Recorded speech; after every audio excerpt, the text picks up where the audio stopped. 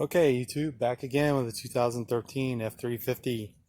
What we're doing today is we're going to replace the thermostat and the upper hose. The upper hose is leaking and the thermostat, I think, is sticking because the truck is overheating when it sits at idle for too long. So I got some buckets. I'm going to catch all of my antifreeze. That way I can look at it and see if there's any particulates, any contaminants in it. And here we have our replacement distilled water and undiluted concentrated antifreeze, made by Ford for the Ford. So we got 2 extra gallons of distilled water so we can attempt to flush out the block a little bit. But first off, welcome to Arizona. It's scalding hot, even in the shade. So I wet it down the ground, try to cool it. So we're just going to get in here, drain it out, and take the quick disconnect off and pull it apart. Alright, now we started draining it. Nice little burnt orange color. We'll be able to put it in a white bucket here in a minute and take a good look at it. Yeah, there we go. Got a good 4 inches in there, about a gallon or so. And it's pretty clean. I can see all the way through the bottom of it there. It's a nice bright color. It's due for a mileage replacement anyway. Okay, after draining it out, we only ended up with about 4 gallons, roughly. I did use 1 gallon to flush through. As you can see how it was leaking, got a little corrosion there. Started because of the leak. So we're going to go in there and replace the thermostat.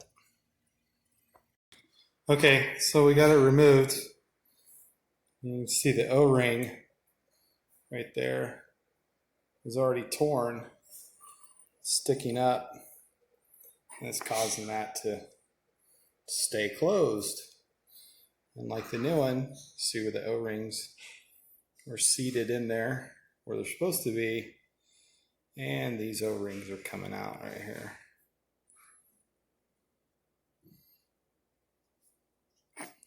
But you look at the back side of the new one, the older one. You can see how the O-rings are locked in there. These are ballooning out. Probably just slightly different type too. But needless to say, it was definitely causing an overheating problem while the truck was sitting at idle. And when you drive it, you're forcing the water to push harder. So it's probably pushing it open when you're driving. Okay, there you go. We have the new thermostat installed and torqued to 3 bolts, 14 to 21 foot-pounds because they're 8 millimeters. About to put the new upper hose on and we'll start servicing the system, and then we'll drain the secondary. We'll finish putting the upper hose on. You can see the snet fitting. There it is. It's on there. Okay, we got the primary system all topped off. Just in case I forgot to tell you, the drain is on the driver's side for your primary system. Take a look at it. There we go. There she is right there. Secondary system is on the other side. So we're going to go over there, drain the other side now. Okay, there we go. Finally draining secondary system.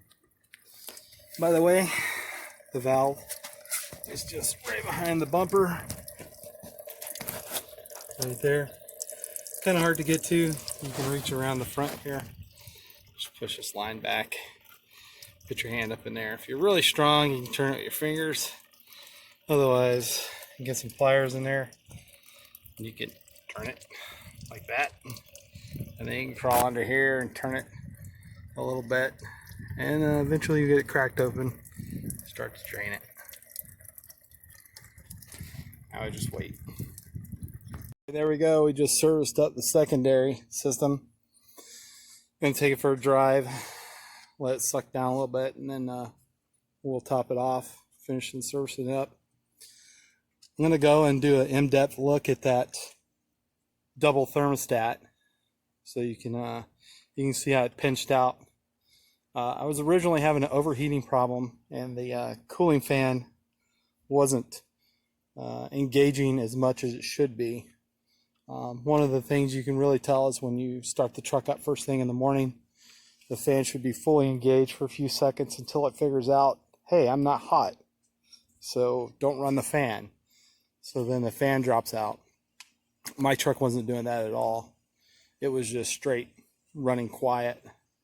So I went ahead and changed the fan and the belt, and you see that in another video. But I'll definitely take a look at that thermostat here in a minute. We'll look at it together. Okay, one of the telltale signs there is you can see the temperature right now on the engine. Usually this is where it sits when it's 100 degrees outside, and lately it's been going up and to the right at the edge of the Christmas tree. So if you're real mindful of your truck, then you can notice that on a daily basis it's starting to run warmer, meaning one of those thermostats is not kicking open like it should, and the truck's starting to run a little bit hotter, staying at a normal temperature at that time. Okay, here we go. We'll take one last look at this thermostat. You can see the O-ring in there pinched. So I lift it up.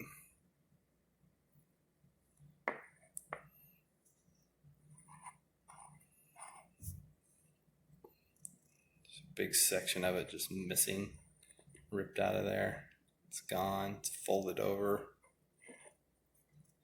The other O-ring slightly distorted in shape in there. The back side looks like it probably still sealed well.